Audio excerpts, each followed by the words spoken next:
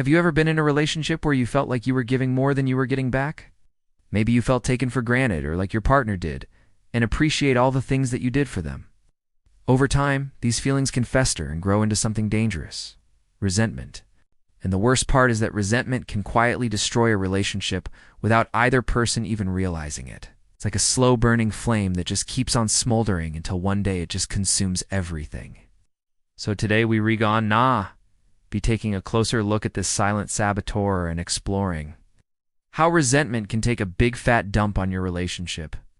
Emotional repression, also known as holding back your emotions, is something that many of us do every day. We might feel angry, sad, or frustrated, but we don't want to show anyone, so we just bottle it up inside. But here's the thing: when we hold our emotions in, they don't just disappear.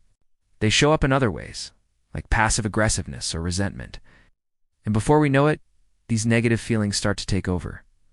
Think about it like this. When we're feeling negative emotions, it's like there's a dark cloud hanging over our head.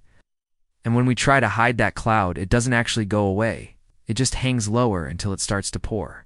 The same goes for our emotions. When we try to hide them, they don't just vanish. They show up in other ways that can hurt ourselves and our relationships. So why is that, you ask? Well, emotional repression is often a learned behavior. We might have grown up in environments where showing emotion was seen as a weakness or was ignored and invalidated.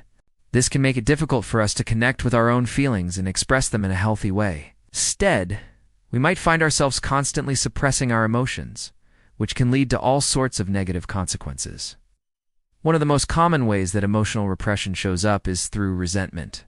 When we're constantly holding back our true feelings, we can start to feel bitter and resentful towards ourselves and those around us. We might feel like we're not being heard or understood, and that can lead to a breakdown in communication and a growing distance between people. Before we know it, we've created a wall around ourselves and our true feelings are lost somewhere behind it.